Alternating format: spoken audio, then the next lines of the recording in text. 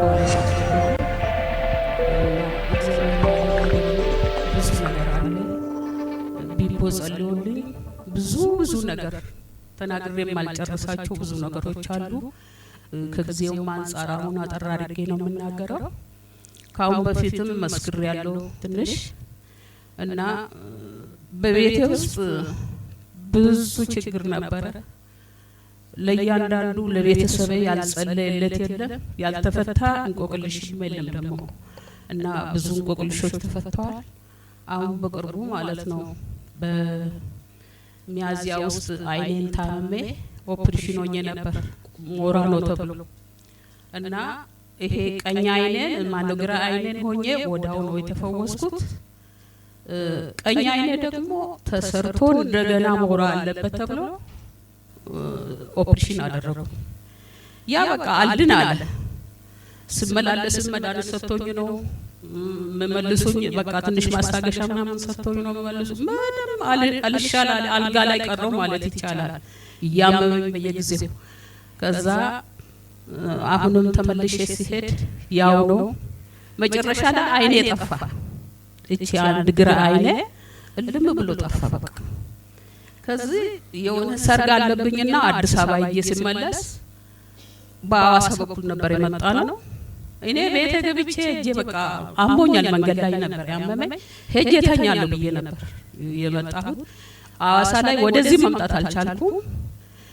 ልጄ በቃ አረ እንደዚህ ሆነሽ ማሚ እንዴት ሆነሽ ትያለሽ ወደ ቤት? አሁን ገብተሽ ሆስፒታል እዚህ በቂ ሆነ ስፔሻሊስቶች አሉ፣ ስለዚህ ገብተሽ ተመርምረሽ እንኳን ትያለሽ። አሁን ገብተሽ እንወጣለን ብሎ ይዞ ገባ። አሁን ዶክተሩ አይቶ ለካ እነሱ እዚህ ኦቶና ሆስፒታል ሲሰሩ እንትኑን ወደ ኋላ ደሙን አላወጡም። ያ ደም መግል ሆነ ሄዶ እዛ አይኔ ላይ ተጠራቅሞ ማለት ነው። በዛ ላይ ኢንፌክሽን ፈጠረብኝ። አሁን ይሄ ኢንፌክሽን ፈጥሮብሻል በጣም ይሄ ኢንፌክሽን ደግሞ ከተሰራጨ በቃ መሞትሽ ነው ብሎ አለኝና ዶክተሩ መርፌ ወጋኝ። ከዛ መርፌውን ወስጄ ወደ ቤት መጣ። ይሄ በእንዲያ የለም በቃ አያይም። አሁን ጨለማ ነበረ። ይሄ በእንዲያ ቢቦ ጋር መጣ። አይኔን አሞኛልም አላልኩትም፣ እንዲሆኛለሁ አላልኩም። ምንም ምስጢሩንም አልነገርኩትም። ዝም ብሎ እንደዚህ አይቶኝ እንዴት ነሽ አለ። ደህና ነኝ አልኩት። አሁን አንቺ ለአይንሽ ነው የምትሰጊው አለ። ነገር ግን የተደገሰልሽ ሌላ ነገር ነበረ፣ በቃ ለህይወትሽ የመጣ ነገር ነበረ አለና ይሄውልሽ እንጂ ይሄን ውሃና ዘይት ብሎ ሰጠኝ።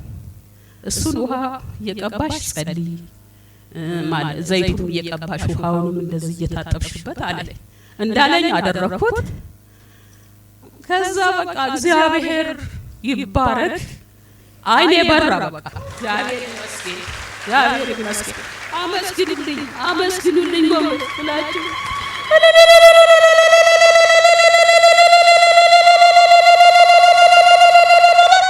ሃሌሉያ። አመስግኑት፣ ለጌታ ክብር ይሁን። እግዚአብሔር ይባረክ፣ ለጌታ ክብር ይሁን። እግዚአብሔር ይመስገን። ከዛ በቃ ተመልሼ አሁን አልመጣም። ወደ ቢቦ ሳልመጣ በፊት ወደዚህ ዶክተር ሄዳለሁ ብዬ ተመልሼ ሲሄድ አረ አይንሽ እኮ ደህና ነው፣ ምን አድርገሽ ነው አለኝ። አይንሽ እኮ ተፈውሷል፣ ኢንፌክሽኑም የለም፣ ቁስሉም የለም፣ ምንም ነገር የለም፣ አይንሽ ተፈውሷል አለ። እግዚአብሔር ይባረክ፣ ጌታ የተባረከ ይሁን። ይሄ ብቻም አይደለም፣ ይሄን ተፈውሼ ደግሞ ደህና ሆኜ ወደ ቤት ተመልሼ ስመጣ ልጄ እዚህ አለች። እዚህ ጉባኤ ውስጥ አሁን እዚህ ወይራ ሰፈር ነው የምትኖረው። ለምን ትደሰታለች ብሎ ጠላት በቤቷ ላይ ማለት ነው ታንከር ወደቀ። ከምሽቱ 7 ሰዓት በተኙበት ቦታ ታንከር ወድቆ ሌሊት ደንግጦ ሲነሱ መኝታቸው ጋር እንደዚህ ውሃ ሞልቷል። እግራቸውን ወደ መሬት ሲያወርዱ ውሃ ነው። ግራ ገባቸው። ምንድነው ብሎ መብራትም ጠፍቷል፣ ሁሉ ነገር። አሁን ያንን ታንከር ያዘው ምንድነው ሞራሊያ አለች አይደለም፣ የኮርቢስ አንዲት አለች። አንዷ ያቺ የእግዚአብሔር እጅ እኮ ነች። ይሄ እና ታንከሩም አልወደቀም፣ ውሃው ቤት ውስጥ ሞልቷል። በቃ ህዝብ ሁሉ ተሰብስቦ ጎረቤት ሲመጡ ለካ ታንከር ነው ቤት እኔ መብረቅ ወርቆ እዛ ላይ አለ ብሎ ደንግጦ ነው ያሉት። ሞባይልም ለማብራት የላቸው። በኋላ ከዛ ሁሉ እግዚአብሔር አተረፋቸው። ከሞት ከምሽቱ 7 ሰዓት በሞቱ በተኙበት እንዲቀሩ ነበር የጠላት እቅድ፣ ግን እግዚአብሔር አተረፋቸው። ጌታን አመስግኑት። ጌታን ክብር ለኢየሱስ ይሁን። ሃሌሉያ። ኢየሱስ ያድናል። ማዘር አይኖት ላይ ያለው ደም ወዴት ገባ? አላውቅም ቢቦየኔ አላውቅም። እዚህ ከገቡ በኋላ ነቢዩ ውሃ ከሰጠ በኋላ ወዴት እንደገባ እሱ ነው የሚያውቀው። አላውቅም ከእግዚአብሔር ጋር እሱ ሐኪሞች ያው መቼም ኦፕሬሽን ይደረግ ብሎ ነበሩና እርሶን እንደዛ እዚህ ከመጡ በኋላ ቃል ጌታ ከተናገረ በኋላ አይኖ ላይ ያለው ነገር ተነስቷልና ምን ትላላችሁ? እዚህ ቦታ ላይ ማያምኑ ብዙ ሰዎች አሉ። ወደ አናስሞስ እንዲመጡ ይሄን ጌታን እንዲሰሙ ምን ትላላችሁ? እኔ አሁን ምለው በተለይ ቀደም ብዬ የምናገረው ነገር ነው። በቢቦ ላይ አፋችሁን የምትከፍቱት ጉንፋንን እንኳን መፈወስ የማትችሉ ምንም ነገር ማድረግ የማትችሉ ተጠንቀቁ። ጉንፋን አለ አይደለም?